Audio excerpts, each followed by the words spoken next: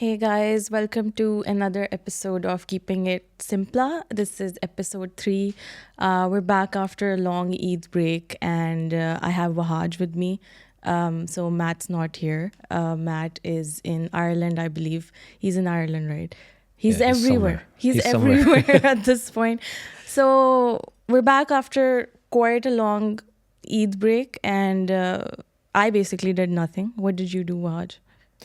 I think doing nothing is a very good idea of vacation, right?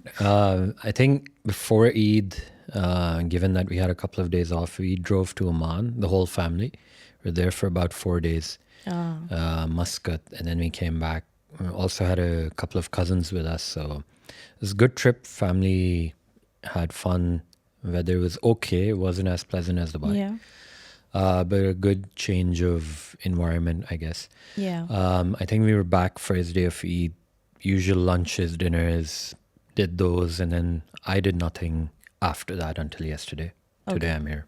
That's awesome, actually, because I feel like you need the time off most. Like, you guys are the ones that are doing everything and running around. And so I feel like that's most of why you need the time off and with family, because I believe, like, you're very busy every time. Like, we don't even get responses from you on WhatsApp. Yeah, that's a problem. That's a very big shortcoming. I think everyone except for my wife complains of that. Yeah.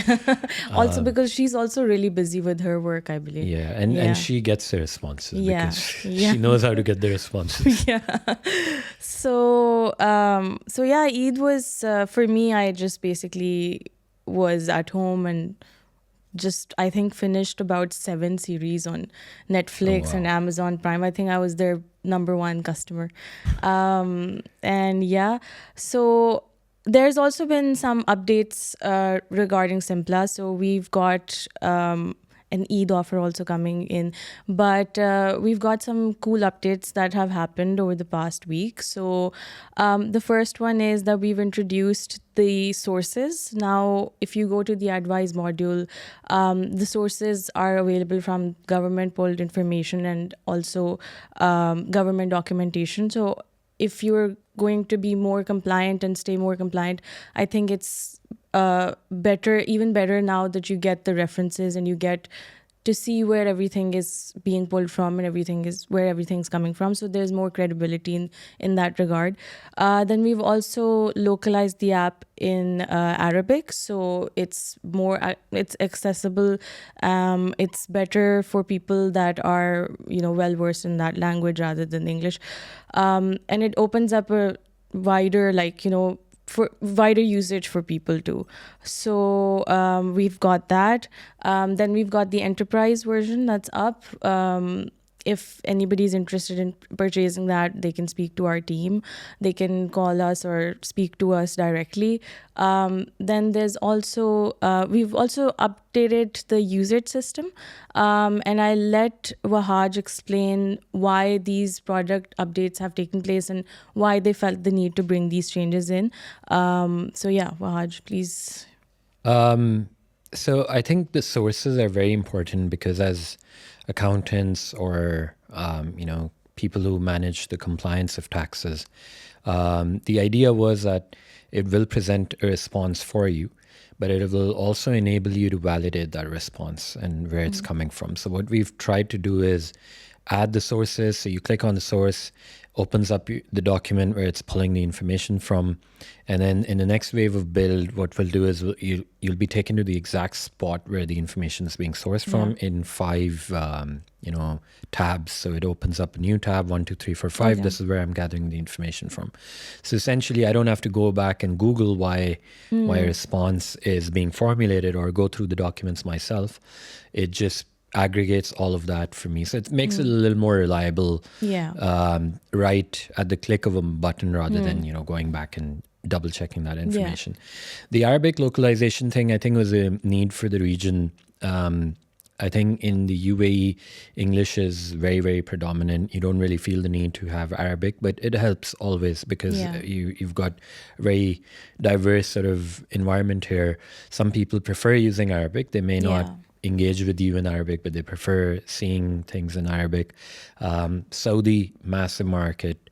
Bahrain, again, not very Arabic dominated, but Saudi, Qatar, still very Arabic dominated. Kuwait, even Oman to a large extent. So I think the Arabic localization was essential to, tap into a customer base that would prefer to see things in Arabic. Also, in a lot of countries, the laws are written down in Arabic. Yeah. So we thought we'll use the sources, Arabic, and then go from there. The enterprise version, we've so far been successful with rolling this out to a couple of corporate clients. So I think what we've started to do is, drive in two streams. One, as a small business owner or as an individual, you can use the app, go online and, play around with it, do whatever you want. And then they're also customizing it for enterprises. So a large property developer here needs their own customization. We customize it for them, build it out, give it to them. There's a large investment house in Abu Dhabi that's working with us to deploy this. So just to sort of formalize that, we've created two channels, made it a bit more accessible for the inbound leads to come through. And then I think lastly, the interaction cap has come in.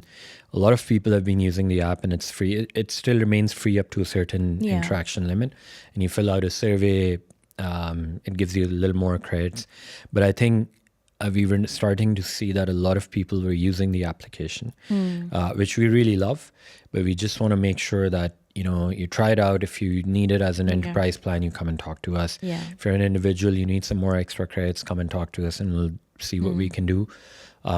But I think gradually to sustain and make sure that we build and we give more and more value and quality, I think it was important to lock it down to a certain level. And then beyond that, if you're using it, there has to be a paid tier, but that'll come in a bit later in the month. Yeah, and because I've been working with Matt and Casey on the pricing as well, and for the website, and everything's going to be available on the website anyway, so it's going to be defined what features one can get in whichever package that they prefer, or they can even customize it and speak to us directly for a quote.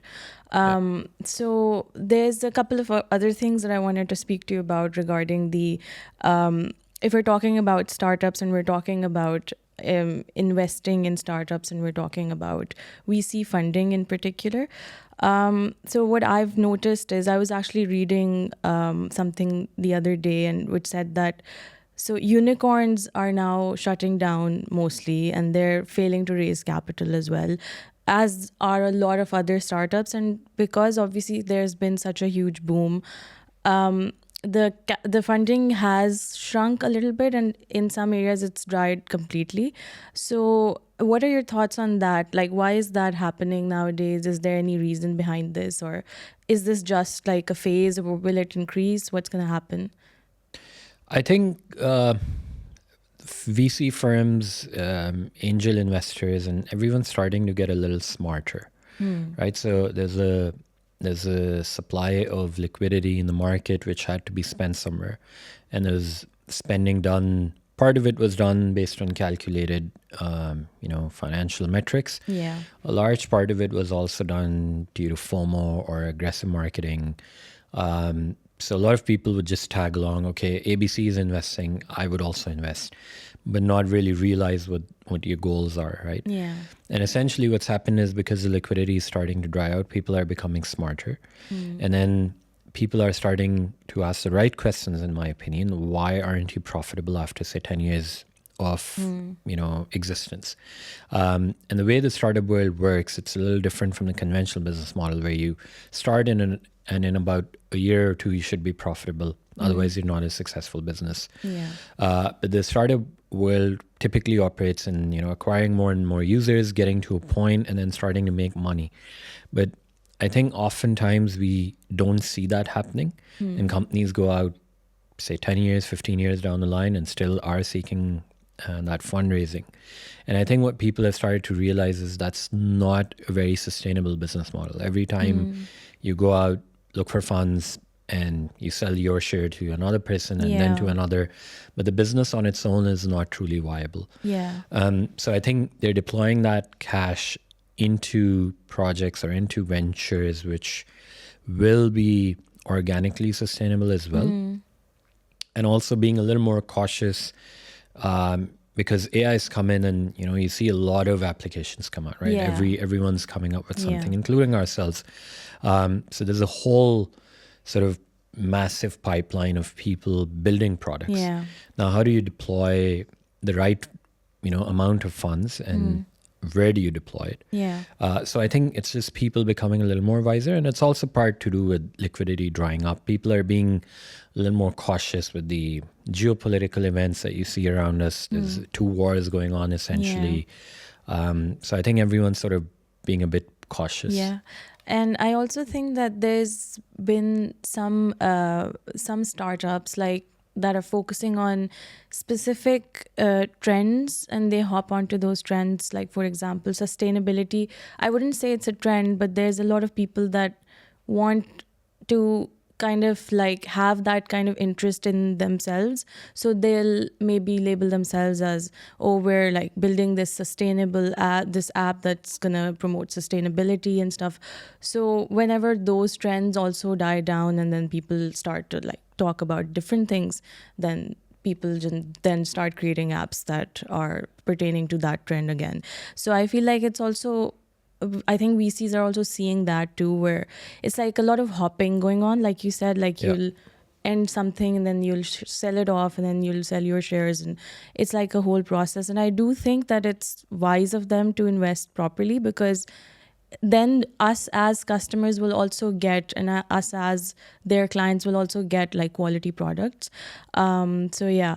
But you spoke about AI, and there's also something I think I've noticed where a lot of government regulations are now happening because AI is booming, and it's actually rising so much that it's in everyday life, and especially here in the UAE.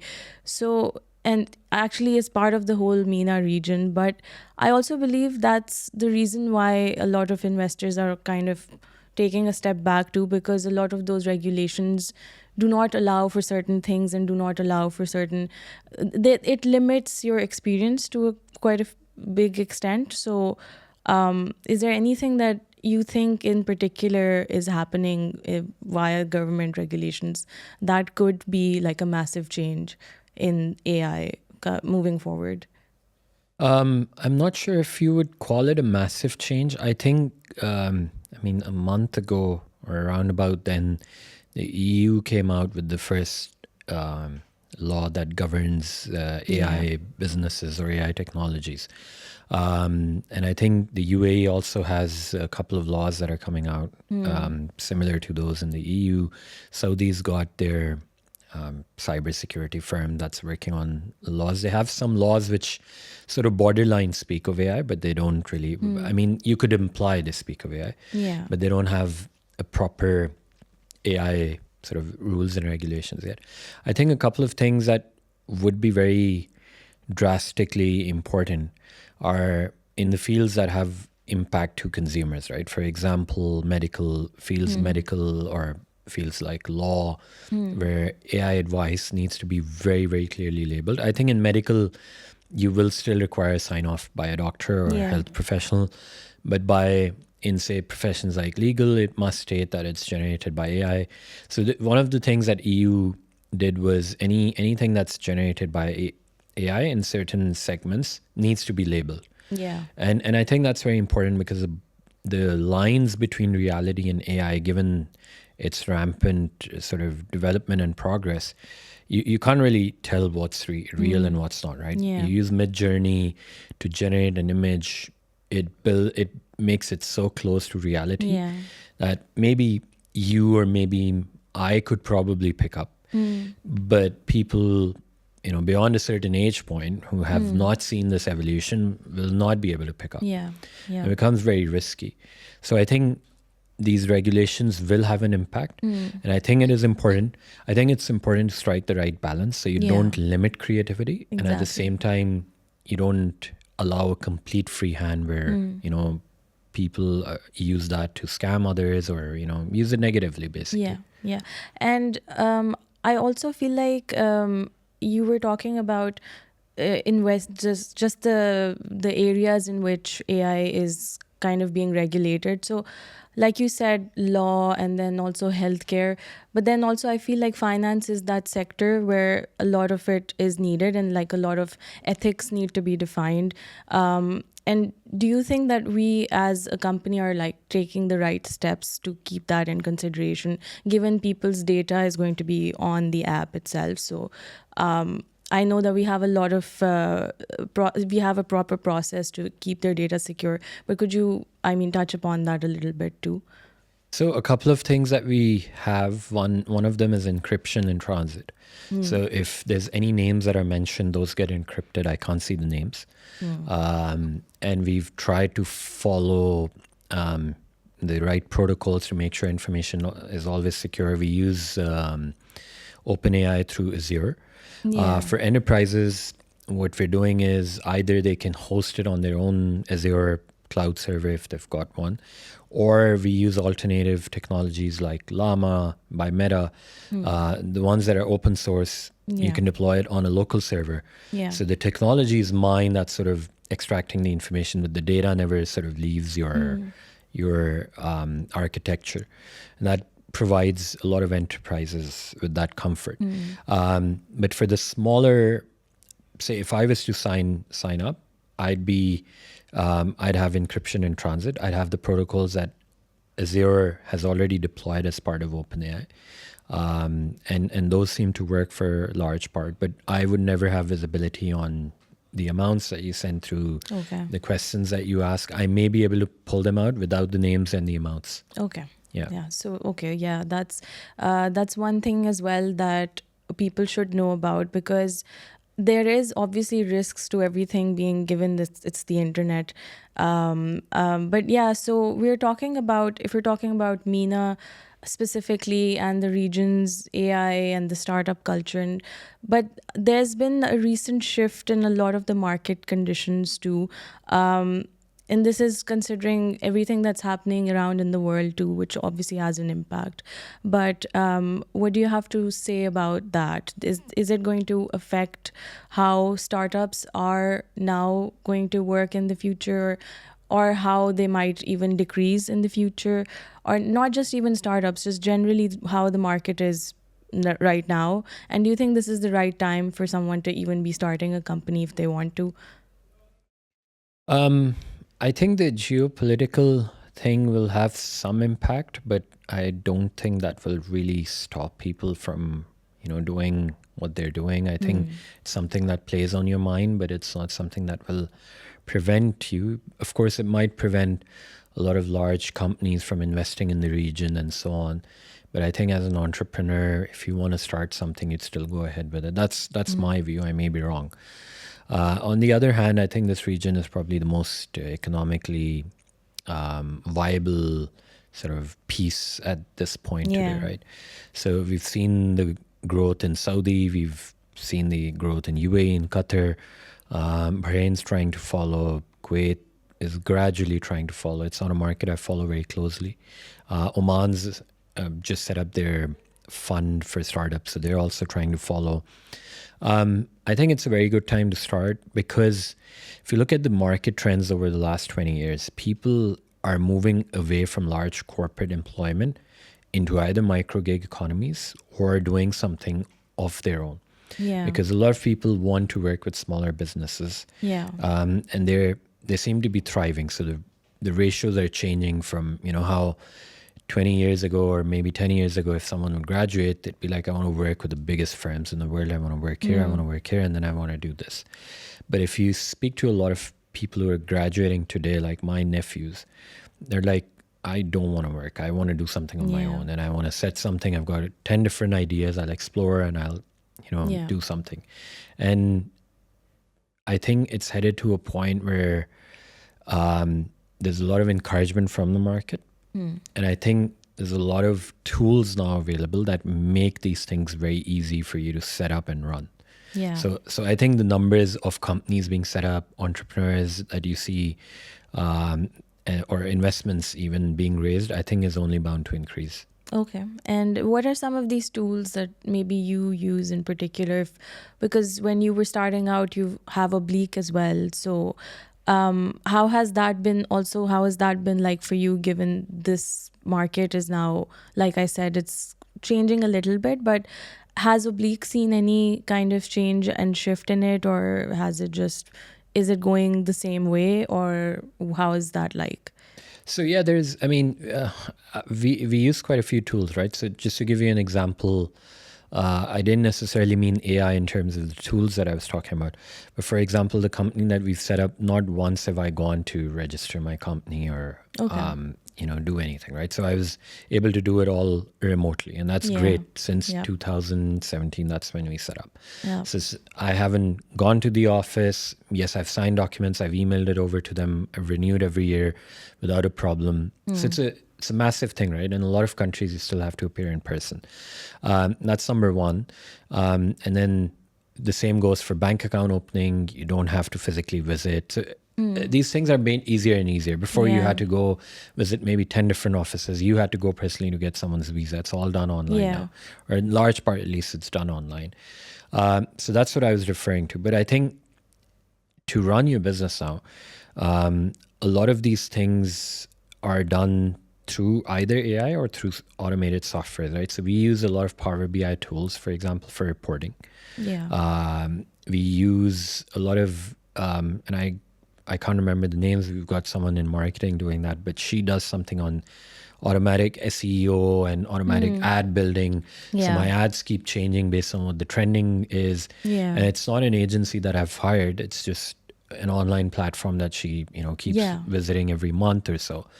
So things like those, right? Or Yeah. even your finances, for example, people would use outdated accounting systems. Now you've got QuickBooks, which I can access on my phone. I Yeah. can record stuff here. You've got payment platforms like Pimo and Casio and other virtual card, not virtual card, but expense management solutions.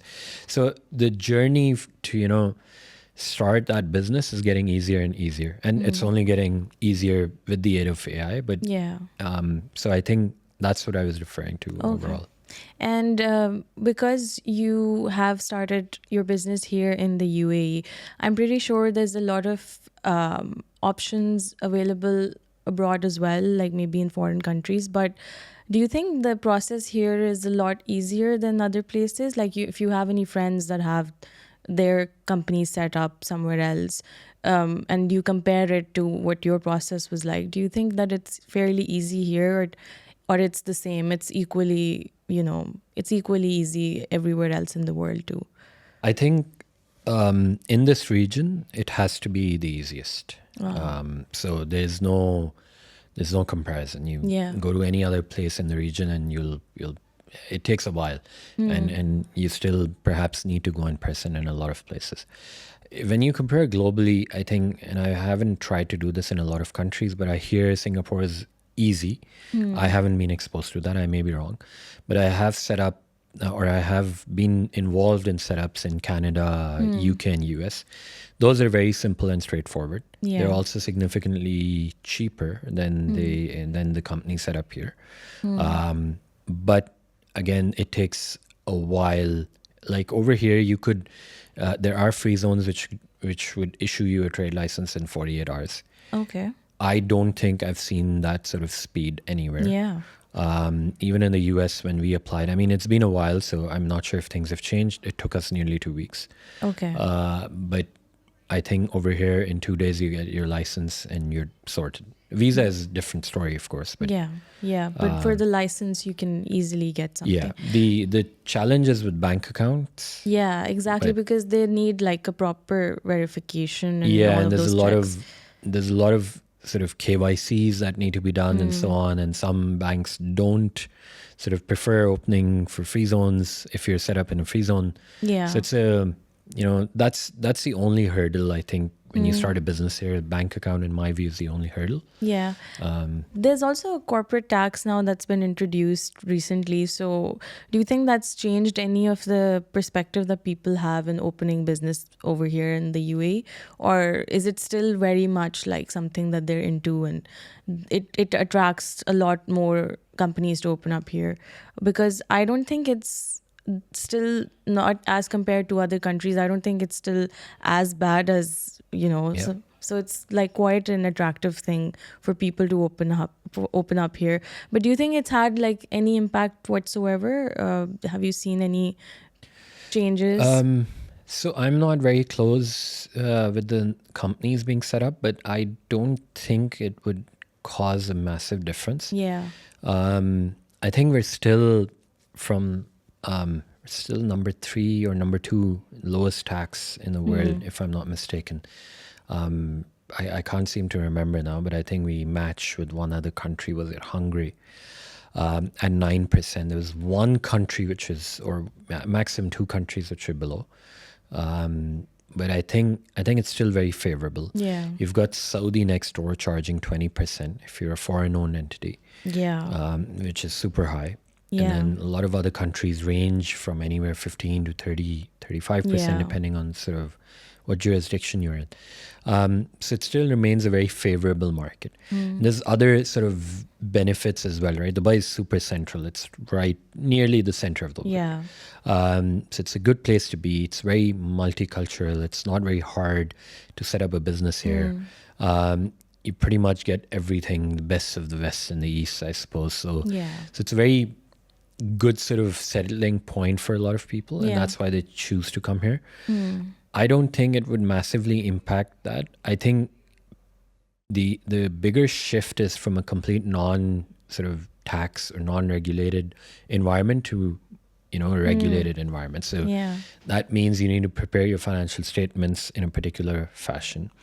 You need to make sure your books are up to date. If you're above 50 million revenue, you have to get them audited, and so on. So the compliance requirements are only going to increase. Yeah. But that is happening as a result of the changes being driven by BEPS OECD, and it's happening around the world. So UAE is not, an isolation. There may be adoption timelines that are different for each countries, but eventually every country is going to introduce more and more robust regulations around those. So Yeah. you can't get away, with it, no matter where you are. Yeah, there's not been many changes around the world. And so, is there anything that's coming up in the UAE related to tax or finance, or anything that you can predict, or something that might happen and it might be a drastic change? Because obviously you're a finance professional and you know all about these things. So is there something that is coming up, or is there something that might change in taxes, or it might change in a person's finances and business finances? So companies will have to follow e-invoicing. E-invoicing is supposed to come in next year. Okay. They haven't published a law for it yet, but should happen sometime around September, October. Okay. And that should become effective next year. They'll do it in waves, and they'll probably follow a similar approach to how Saudi did. I think another change that is likely is that ESR, which is an economic substance reporting, will be abolished, because with the introduction of corporate tax, it is not as needed. It becomes redundant because everyone's reporting their corporate taxes. So as part of that, the ESR is largely covered. There's some bits and pieces which I think they'll cover through audits if they need to. Yeah. So I think those are 2 changes that will be important. So ESR becomes a little beneficial for people. E-invoicing becomes a little burdensome because there's an added compliance requirement that you have to follow. Yeah. And I think another thing that the UAE is starting to introduce, which is not mandated, but there are funds being created. I think national bonds is one of them, where you can, as an employee, your end of service can be deposited there, and that fund has probably an allocation split of how you want to split that out. But what that does is, for a company, today I'm carrying a liability on my books, and God forbid, if I was to go bust, that means people don't get paid their end of service, which starts to accrue after the first year of service. Yeah. This way, at least my employees are, guaranteed that their Yeah. money is sort of secure. Yeah. So it's not mandated yet, but I have a feeling that this will become mandatory at some point, and as a good gesture, and I think that's very important. So that is something people must be, and I mean, voluntarily maybe adopt it. You Yeah. never know what happens tomorrow, so why not at least give your employees the comfort that Exactly. Yeah. your end of service is secure. Yeah, yeah. That yeah. makes a lot of sense. And there's one thing that I do want to ask about Simpla's advice module. So we have the IFRS Yep. compliant accounting advice, and we have the tax advice. We have the sources now too. But so who picks out these sources? What is the back end process like, and how do you stay up to date, and how do we make sure that the app is always up to date with the correct sources and with changing information and changing laws and regulations? Good question. So what we've done is we've deployed a couple of automated tools that Yeah. alert us when there's a change to the tax laws, or there's a change to an accounting standard, or a revision notice or something like Okay. that. And then we have a maximum 5-day turnaround. Right. So as soon as we're notified, someone will extract that. Someone will share that with our developer. The developer will retrain the model on that document. If that document supersedes something and abolishes another thing, removes that from the training data set, Yeah. and makes sure that the data set is all complete, pushes the revised data set back onto the users to sort of look at. So while it shouldn't take 5 days, we've given ourselves a buffer just to make sure, if there's a weekend, or if there's some struggle, or there's an issue, we get that buffer. But ideally, it shouldn't take us more than 3 days to get up to date. Okay. So 3-4 days is something that we've set an internal KPI for. Yeah. Anything that comes in 3 days, our platform should be up to date. Okay. And that's very aggressively looked at. That's something I personally also look at. Yeah. So we make sure it's always up to date. Okay. And it's same, because I know this is for just the advice module, but what about the processes for process and analyze? I know that there's a back-end process on how these reports are generated and AI-driven insights are, but is there certain tools that are being used, or is this something that we're doing in-house, or how is it happening? So for the process module, we were using Google's technology, which we are now shifting away from, and Okay. we're using another open source technology. So the process module is being worked on. Okay. Because the OCR capabilities of the model that we tested out were far superior than Google's version. Okay. And it's got the ability to recognize handwriting. It's also got the ability to recognize Arabic. Okay. But we have to train it separately on Arabic. So that's Okay. going to need some time, but we'll get there. The analyze module is something that's constantly being worked on. So every month, if you sort of check in, you'll have more and more graphs that you can generate. Yeah. Your commentary is going to get better because it's learning. Yeah. And it's learning on your data. So when you upload the first few data sets, it will be decent. It won't be super great. But the more you run through it, the more it learns and the more precise information it's able to deliver. And the graphs are going to get more and more neater as well, because we're working on, look at graphs without the information, but we can look at a graph and we're like, we don't like this. It's got too many pixels. Can we improve it? Yeah. So we get someone to build something new. And that's Yeah. a constant process that we're going to adopt. Okay. And Yeah. do you feel like there's other changes that you personally would want to see in Simpla in the future, and may or may not have been working on, but some things that you personally would want in the future for Simpla to have? I think the ultimate goal of mine personally is that these modules should all come together as one Yeah. and interact as one sort of point of contact for your finance needs. Okay. And you have multiple agents behind them Okay. that do the separate processes. So you have one agent for analyze, one for process, one for advice. But there's for you as Javeria, there's one sort of box where you just type in, hey, I want to find out what my taxes are. Yeah. It connects the two behind the scenes and gives you the information that you need. That is an evolution that needs some time. Okay. While that's something we can implement today, the data that we need for that is enormous. So Okay. because it needs to identify, just basis your conversation on what you're looking for, Yeah. and which means I need to train it on, thousands and thousands of queries.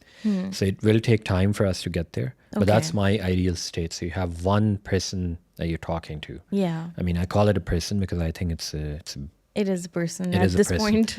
Yeah, At this point, so I it does yeah. it does pretty much everything, right? It is your advisor. So, but that's my idea of how eventually Yeah. it will look like. At this point, I feel like AI actually is the person. I feel like the movie Her, I believe that was the one where the guy fell in love with his smartphone or something. The assistant in the smartphone. Yeah, I'm not a movie buff, so But it was I've heard of that. Yeah, it was something that's, I think, probably now relevant today, because there's a lot of these AI assistants that you can speak to if you're Yeah. feeling lonely or if you need some help. And yeah. it's going to be really scary when that happens, when AI starts to get empathy and have feelings like empathy and emotions. And I feel like then there's no difference between us and Yeah, I think it's getting there. I mean, it's obviously it won't ever be able to have emotions, but it's going to be able to mimic. yeah, your exactly. emotions, Like right?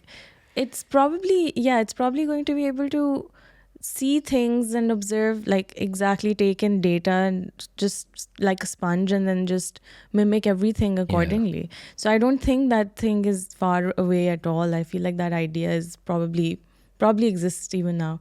Yeah, So I mean, yeah, people say that they have developed some models which have yeah.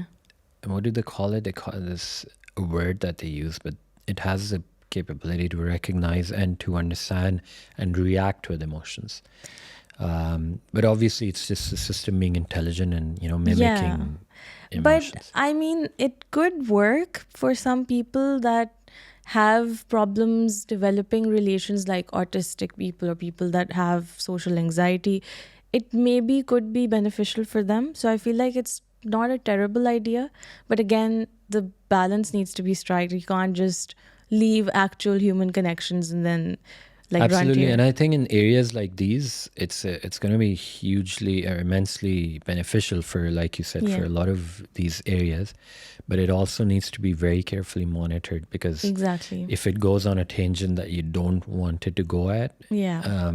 you need to you need to control these avenues really, really well. Yeah, exactly. Especially when it comes to stuff like this, and there's a lot of ethical implications as well, and Yeah, even moral at some points. So, yeah, I feel like the government regulations that are coming in are quite necessary, and especially given that people use tools in such crazy ways.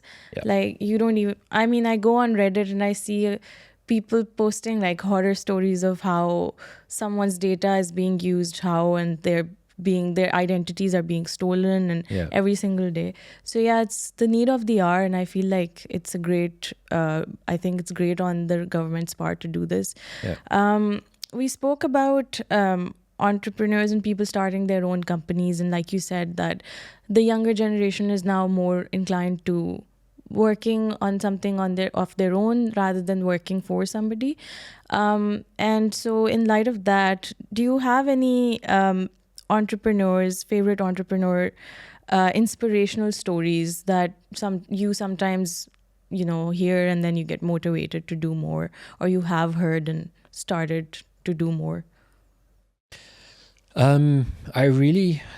I admire a lot of entrepreneurs. I've read Bob Iger's Ride of a Lifetime. He's got a lot of good, valuable lessons, and I think the way he demonstrates leadership skills, very, very nice. I think I love Jeff Bezos' attention to customer service and how he has rolled out Amazon across the world. I mean, I use Amazon for literally everything, because I know if there's a problem, Amazon's going to fix it. The same with Kareem, for that matter. Yeah. No questions asked. You know what? Here's your money. Yeah. We'll deal with the problem. It's not Yeah. honestly, it's not the money part, right? It just shows that they want you to feel the value. Yeah. So 20 dirhams back is not a massive deal, Yeah. but it just shows their initiative versus a lot of other companies that may not show that initiative. Yeah. I think Steve Jobs, for how he developed a product that became so unique in its own, Yeah. and his whole story of leaving Apple and coming back Yeah. eventually. So great innovator.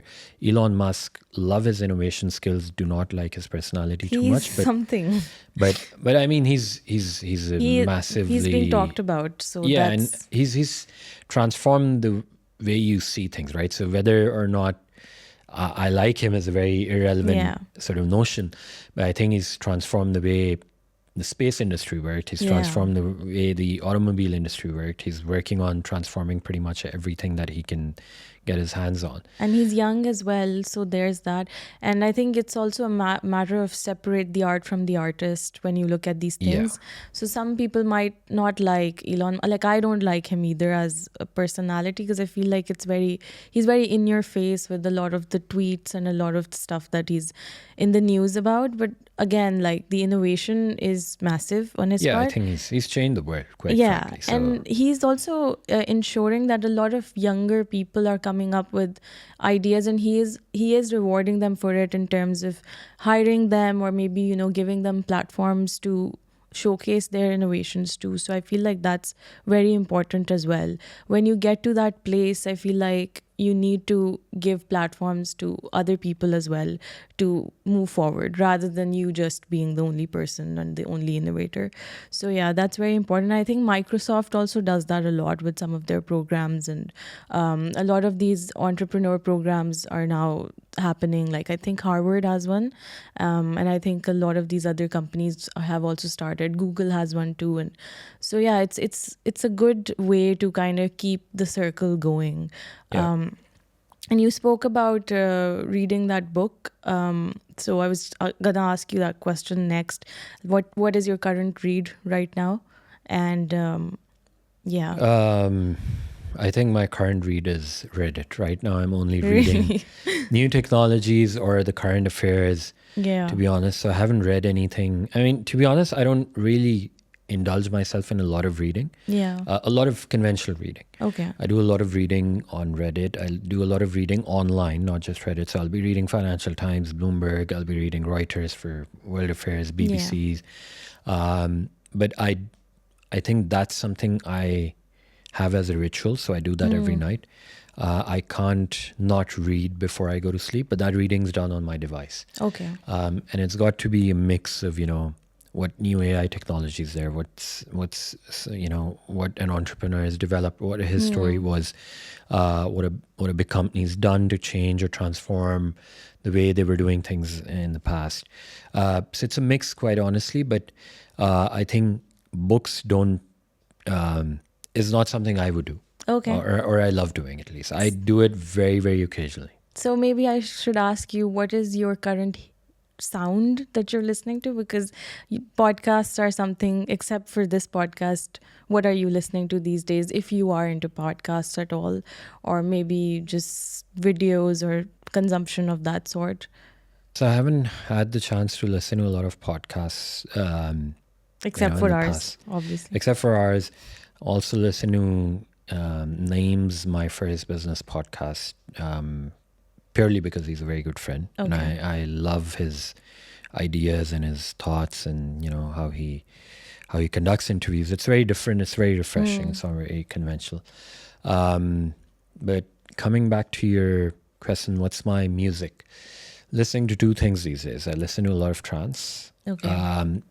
And recently I've started to listen to a lot of retro music that's been remixed to today's Oh, yeah. day and age. So it's, Yeah. I've kind of built a lot of liking towards it. So I've been listening to that for the past 6 months. I don't think I'm going to stop anytime soon. So Yeah, because I feel like that's quite the rage these days, where they're taking samples from these sounds from the past and now they're remixing them, and I hear them a lot. And I think I'm also in that phase where I'm like listening to these retro sounds, but in a Yeah. modern, yeah. So, and also trance for me too, because I feel like for me, it's weirdly enough, it helps me focus more on my work. Oh, me too. Right? Yeah, because Yeah. there's something about it. It's maybe there's something related to it, but it always helps me focus quite a lot, and I'm more like laser focused when I'm listening to trance. Okay, so we have a couple of minutes remaining, but what are you most excited about in Mina this year? So this could be related to opportunities regarding work or like Simpla, but it could also just be general events that are gonna happen. I think I'm most excited about corporate tax because this is going to be the first year of sort of execution. So it was effective June last year for a financial year starting on or after 1 June. We've got a couple of clients who have year ends from July to June. So they're about to close their, end of year. That's when you know you're talking to a finance geek when he says he's excited about corporate tax. Yeah, I mean it's something new, right? We've done corporate tax for a while in Saudi, and the Saudi laws are a bit different. UAE is obviously very different, and then from next year we expect the global minimum tax rate also to come in. Yeah. So I think in MENA or in UAE at least, that's something I'm really excited about. People are also starting to now adopt the idea, well, it's here to stay. So, start implementing. We have a lot of clients that have started very aggressively the pursuit of making sure they're compliant. Yeah. And what their liability would look like at each interval of every quarter and so on. Okay. So it's going to be an interesting year. I'm gonna end our podcast now with a few rapid fire questions like we always do. Okay. So if you could have any superpower, what would it be and why? The ability to function without sleep. Why? I mean, you could do a lot more, right? If you don't need to reset. If you don't need to sleep, but yeah, if you don't need to reset, you could watch. I mean, even if you're not working, you could watch more movies. You could hang out more. Okay, so just have more time. I think just more time. Yeah, right. Okay. Or maybe another superpower would be to turn back time. Maybe like just reset it, and go back. So would you turn back time? So if you had an option to go in the future or in the past, which one would you choose? Definitely the future. Yeah, because who wants to go back and revisit the past? Yeah, I mean, if you've seen that, right? So yeah, in the future you haven't seen, so you. Yeah, exactly. And I also feel like if you go back in the past and change something, you wouldn't probably be the person you are today, and you wouldn't be able to experience it because you've lived through that. There's a whole discussion on that, on how it would impact you. But yeah. So your most memorable holiday? Bursa with my wife. I love that place. I love Turkey in general. Okay. And I'd gone there with my wife, I think a couple of months after we got married. Yeah. And it's an amazing, amazing place. And then there's a mountain, Mount Uludağ, I think, if I remember the name correctly. It's a beautiful, scenic place, very peaceful, very calm. Definitely go back again. Okay, so that if I could ask you to choose one holiday destination, that would be it? Or do you want to go somewhere else? I think I would choose Turkey. Turkey? Yeah, it is quite beautiful and it's so huge. It's Istanbul is completely different, and then if you go over to like Antalya or Bodrum even, it's completely different. I haven't really been to Bursa yet, but I've heard that it's quite nice. And yeah, it is. And I actually wanted to visit Konya as well because I heard that it's very, very, very peaceful and it's a very spiritual place, and it's a very it's a soul touching place, and it's something that one should experience for sure. So yeah. Then we have so if there was an zombie apocalypse and the world was ending and you had to choose one weapon, what would it be? One weapon. Yeah. Question. Oh, maybe something that maybe a machine gun with unlimited ammo. Yeah, that would be the best, I think. Yeah, probably that, or maybe like a flamethrower. I think that could be. Yeah, or a flamethrower. Yeah. Probably not the probably you're just thinking like, why did she just ask me this question? I don't think about this often. I haven't really. Yeah, zombie is not something that occupies my mind. So, Yeah. like, But but yeah, I would probably choose a machine gun or a flamethrower. and if AI started to take over, then what would happen? Like robots are around and ending the world. I don't. I think if we get to that point, where it is happening, I don't think we'll be in a position to defend. I think it's going to be a scary world. Yeah. Someone needs to have a master key of shutting everything down. Yeah. But I think there's going to be countermeasures for it. I was reading an article, interestingly, the other day where, you know how some governments have developed this sort of weapon where it sends out a pulse and it disables all electronic devices Yeah. within a radius. I think probably that's something that will need to be commercialized. Like Yeah, if something probably. happens, within a certain radius, Yeah. deploys that device and nothing's working. But again, if that device is controlled by a machine, you're doomed. So I think the best way out is in the mountains, get a house and have a retreat somewhere if you have to run. So we'll leave you guys with this bleak afterthought, but we're gonna have another episode coming in. So we do these bi-weekly, and it would be best if you guys follow us and subscribe to our channels to stay updated on our podcast. And thank you so much, Mahaj, for coming in. Thank you. And back to work tomorrow. Yeah, dreading Yeah. it, but also loving it. Yeah, same. Mixed feelings. Yeah, same here. All right. Thanks. Thanks for your time. Thank you.